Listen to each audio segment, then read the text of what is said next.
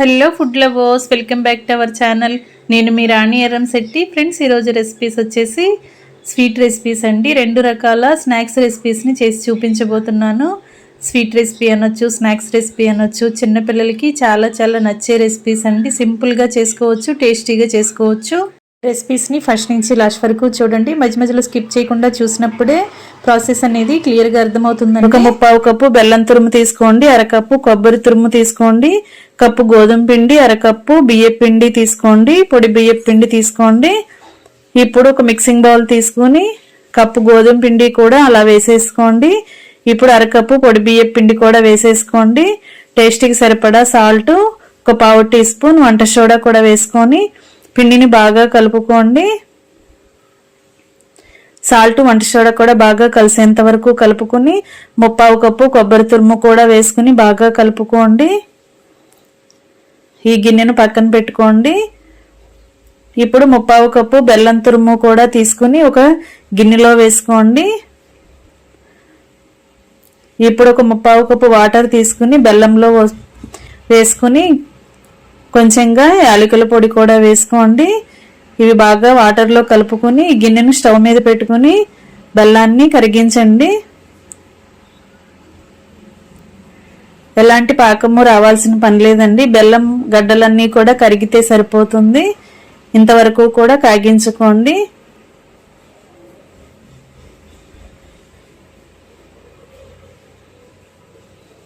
ఇలా బాగా కరుగుతుంది కదా. బెల్లం అంతా కూడా కరిగిన తర్వాత గిన్నె పక్కన పెట్టేసుకుని అదే స్టవ్ మీద కళాయి పెట్టుకుని డీప్ ఫ్రైకి సరిపడా ఆయిల్ పోసుకుని ఆయిల్ని కాగించుకోండి. పిండి కలిపేలోపు ఆయిల్ కాగుతూ ఉంటుంది. కరిగించుకున్న బెల్లం వాటర్ని అలా పిండిలో వేసుకుని గరిటెతో బాగా కలుపుకోండి. పిండిని మరీ గట్టిగా కాకుండా కొంచెం పలుచగా కలుపుకోండి. మరీ జారుగా కూడా ఉండకూడదండి, కరెక్ట్గా కలుపుకోండి.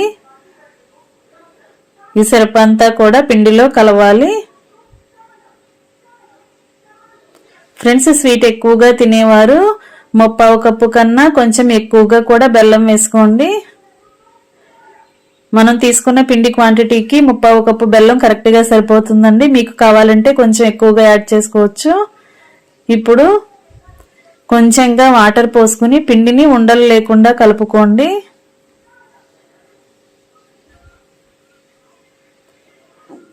పిండి అనేది మరీ జారుగా ఉండకూడదండి. ఎక్కువ జారుగా కలిపామంటే డీప్ ఫ్రై చేస్తున్నప్పుడు స్వీట్ అనేది ఆయిల్ని ఎక్కువగా పీల్చుకుంటుందండి. అందుకే కరెక్ట్గా కలుపుకోండి. ఉండలు అనేవి ఏమీ లేకుండా ఇలా విస్కర్తో కానీ గరిటెతో కానీ బాగా కలుపుకోండి. నేను చూపించే విధంగా ఇలా కొంచెం పలచగా ఉంటే సరిపోతుందండి. పిండి బ్యాటర్ అనేది రెడీ అయ్యింది కదా.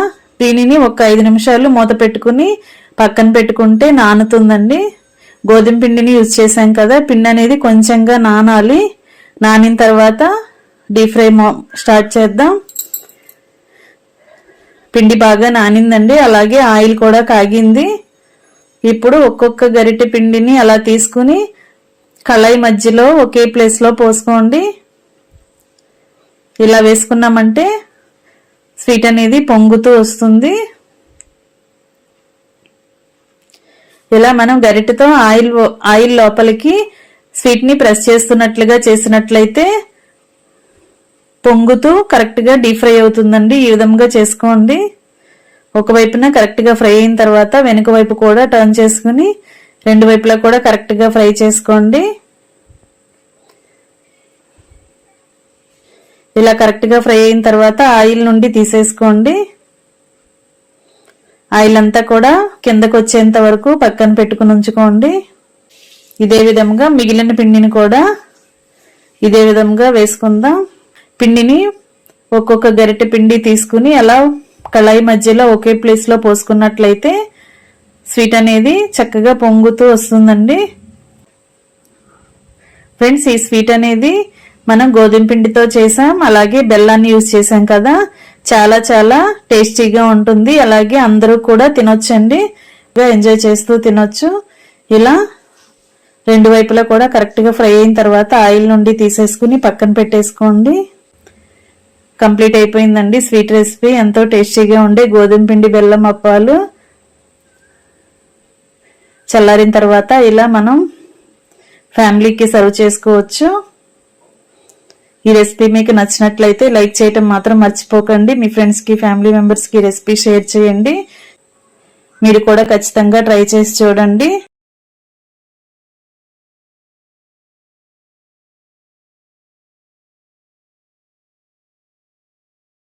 ఎగ్ గాని ఓవెన్ గాని లేకుండానే 1 కప్పు బొంబాయి రవ్వ అలాగే మైదా పంచదారతో చాలా సింపుల్ గా టేస్టీగా ఈ కేక్ అనేది రెడీ చేసుకోవచ్చండి. వంట చేతరాని పిల్లలు కూడా చక్కగా ఈజీగా ఈ వీడియో చూసి ప్రిపేర్ చేసి ఫ్యామిలీకి సర్వ్ చేయొచ్చు. చాలా టేస్టీగా ఉంటుందండి. ఈ ప్రాసెస్ అంతా స్కిప్ చేయకుండా ఫస్ట్ నుంచి లాస్ట్ వరకు చూసారంటే ఈజీగా అర్థమవుతుంది. అవి మీకు నచ్చితే కుక్ చేసి ఫ్యామిలీకి సర్వ్ చేయొచ్చండి. వీడియోలోకి వెళ్ళిపోదాం. ప్రాసెస్ స్టార్ట్ చేద్దాం.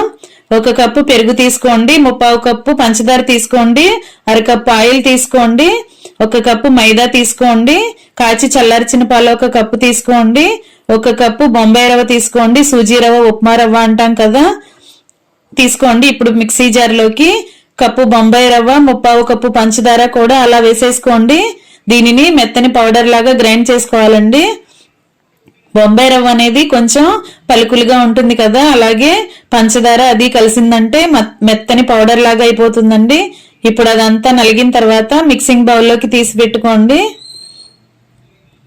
ఫ్రెండ్స్, మీకు స్వీట్ ఇంకా కొంచెం ఎక్కువగా ఇష్టపడేవారు కప్పు నిండా పంచదార అయినా వేసుకోండి, లేదంటే 1/2 కప్పు పంచదార 1/2 కప్పు బెల్లం కూడా వేసుకోవచ్చండి. ఇలా గ్రైండ్ అయిన తర్వాత మిక్సింగ్ బౌల్లోకి వేసుకుని పెట్టుకున్నాం కదా, ఇలా మెత్తగా నలిగింది. ఇప్పుడు అదే మిక్సీ జార్లోకి 1 కప్పు పెరుగు చూపించాను కదా, ఆ పెరుగు అంతా అలా వేసుకుని మూత పెట్టుకుని బాగా గ్రైండ్ చేసుకోండి. వాటర్ గాని పాలు గాని ఏమీ పోయొద్దండి, అలాగే గ్రైండ్ చేసుకోండి. ఇప్పుడు చక్కగా చిక్కని లిక్విడ్ లాగా మజ్జిగ లాగా రెడీ అవుతుంది. దానిలోకి 1/2 కప్పు ఆయిల్ వేసుకోండి, కుకింగ్ ఆయిల్ వేసుకుని 1/2 కప్పు పాలు పోసుకోండి. ఇవి 3 కూడా మిక్సీ జార్లో వేసుకుని గ్రైండ్ చేయాల్సిన పని లేదండి, ఒకసారి అలా స్పూన్తో కలిపేసుకుంటే సరిపోతుంది. ఇలా ఆయిల్ పాలు కూడా పెరుగులో బాగా కలిసే వరకు కలిపేసుకోండి. ఇప్పుడు ముందుగా రెడీ చేసుకుని పెట్టుకున్న బొంబాయి రవ్వ షుగర్ పౌడర్ ఉంది కదా, దానిలోకి ఇవి 3 కూడా యాడ్ చేసుకోండి. ఒకసారి స్పూన్తో మొత్తం కలిసే వరకు కలుపుకోండి. 1/2 టేబుల్ స్పూన్ వంట సోడా వేసుకోండి, 1 టేబుల్ స్పూన్ నిండా బేకింగ్ పౌడర్ వేసుకోండి. వంట సోడా బేకింగ్ పౌడర్ కూడా బాగా కలిపేసుకోండి. ఇప్పుడు 1 టేబుల్ స్పూన్ వెనీలా ఎసెన్స్ వేసుకోండి. వెనీలా ఎసెన్స్ లేకపోతే యాలకుల పొడైనా వేసుకోండి. ఇదంతా స్మెల్ రాదండి, ఎందుకంటే ఎగ్ లేకుండా చేస్తున్నాం కదా, యాలకుల పొడైనా సరిపోతుంది. ఇప్పుడు జల్లించుకుని పక్కన పెట్టుకున్న 1/2 కప్పు మైదా పిండి కూడా అలా వేసేసుకోండి. ఇప్పుడు ఈ మొత్తం మిశ్రమాన్ని విస్కర్తో గాని గరిటతో గాని బాగా కలుపుకోండి. మనం కలుపుతున్నప్పుడు రైట్ సైడ్ కి ఒకే డైరెక్షన్ లో కలుపుతూ ఉండండి. ఇలా కలిపినట్లయితే కేక్ అనేది చక్కగా పొంగుతూ వస్తుందండి ఉడుకుతున్నప్పుడు. ఇలా మొత్తం కూడా చక్కగా కలుపుకోండి. నేను చూపించే విధంగా కలుపుకోండి. ఫ్రెండ్స్, నా ఛానల్ ని ఫస్ట్ టైం వాచ్ చేసిన వారు సబ్స్క్రైబ్ చేసుకుని పక్కనే ఉన్న బెల్ సింబల్ ని కూడా క్లిక్ చేయండి. ఫ్రెండ్స్, మనం ఎగ్ లేకుండా కూడా ఇలా సుజీ రవ్వతో చాలా టేస్టీగా సింపుల్ గా అప్పటికప్పుడే మనం రెడీ చేసి ఫ్యామిలీకి సర్వ్ చేయొచ్చండి. అన్ని కూడా మనం ఇంట్లో ఉన్న ఇంగ్రీడియంట్స్ ని వాడుకున్నాం కదా, ప్రాసెస్ కూడా చాలా సింపుల్ అండి. 1 అరగంటలోనే ఈ కేక్ అనేది మనం రెడీ చేసి పిల్లలకి సర్వ్ చేయొచ్చు. ఇప్పుడు ఇలా నానబెట్టుకుని 1 అరగంట పాటు పక్కన పెట్టుకోవాలండి. మనం కలుపుకున్న మిశ్రమం అంతా కూడా నానిన తర్వాత కొంచెం గట్టిగా అవుతుంది, ఎందుకంటే బొంబాయి రవ్వ యూజ్ చేసాం కదా, అలా నానిన తర్వాత గట్టిగా అవుతుంది. ఈ లోపుగా మనం స్టవ్ మీద కుక్కర్ పెట్టుకుని ఫ్లేమ్ సిమ్ లో పెట్టుకుని లోపల ఒక స్టాండ్ పెట్టుకోండి. స్టాండ్ గాని ఒక బౌల్ గాని ఏదైనా బోర్లించి పెట్టుకోండి. దానిని మూత పెట్టుకుని ఫ్రీ హీట్ చేసుకోండి. 10 నిమిషాల పాటు కుక్కర్ ని బాగా వేడెక్కనివ్వండి. బాగా కాలిన తర్వాత మనం కుక్ చేయబోతున్నాం, కేక్ అనేది కుక్ చేయబోతున్నాం. ఇప్పుడు ఒక మందంగా ఉన్న గిన్నెని గాని ఏదైనా బాక్స్ని గాని తీసుకోండి, ఒక బౌల్ని గాని ఇలాంటి మందంగా ఉన్న గిన్నెని గాని తీసుకోండి. దానిలోకి లోపల ఆయిల్ని అప్లై చేయండి. అంచుల వరకు కూడా, అడుగు నుంచి మొత్తం చుట్టూ ఇలా నేను చూపిస్తున్న విధంగా అంచుల వరకు కూడా ఆయిల్ని అప్లై చేయండి. ఇప్పుడు మనం రెడీ చేసి పెట్టుకున్న బ్యాటర్ ని మొత్తాన్ని ఇలా గిన్నెలోకి వేసేసుకోండి. మరీ ఎక్కువగా పల్చగా ఉండకూడదు, అలాగని చిక్కగా కూడా కలుపుకోకూడదండి.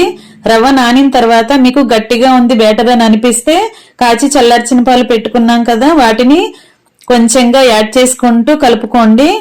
మరీ ఎక్కువగా పల్చగా అవ్వకుండా జాగ్రత్తగా కలుపుకోండి. మొత్తం కూడా గిన్నెలో వేసుకున్న తర్వాత ఒకసారి స్పూన్తో అలా మొత్తాన్ని రౌండ్గా కలుపుకున్నామంటే ఎక్కడైనా ఎయిర్ గ్యాప్స్ ఉంటే అంతా ఫిల్ అవుతుందండి. ఇప్పుడు ఫ్రీ హీట్ చేసుకున్న కుక్కర్లోకి అలా మనం రెడీ చేసి పెట్టుకున్న గిన్నెను పెట్టుకుని దానిపైన బరువుగా ఉన్న ఒక మూతను పెట్టుకోండి. ఇలా సిమ్లో పెట్టుకున్న స్టవ్ని అరగంట తర్వాత ఒకసారి తీసి చూసుకుంటే మొత్తం కూడా చక్కగా ఉడికిపోయి ఉంటుందండి. మధ్యలో ఏదైనా మీకు ఉడకలేదు అని డౌట్ వస్తే ఒకసారి చాకుతో లోనికంట గుచ్చి చూడండి, ఆ క్లిప్పింగ్ ని మిస్ అయిందండి. ఇలా మొత్తం కూడా గుచ్చి చూసినట్లయితే మనం గుచ్చిన చాకుకి తడి అనేది ఏమీ లేకుండా ఉంటే కేక్ అనేది మొత్తం ఉడికిపోయినట్లేనండి. కొంచెం తడిగా ఉంది అని మీకు అనిపిస్తే ఇంకొక 5 నిమిషాలు సిమ్ లో ఉడికించుకోండి. ఇంకా రెడీ అయిపోయిందండి. చూసారు కదా ఎంతో టేస్టీగా ఉండే సూజీ కేక్ రెడీ అయిపోయిందండి. పిల్లలకి చాలా చాలా నచ్చుతుంది. తప్పకుండా ట్రై చేయండి. Thanks for watching. నేను మీ రాణి ఎర్రంశెట్టి.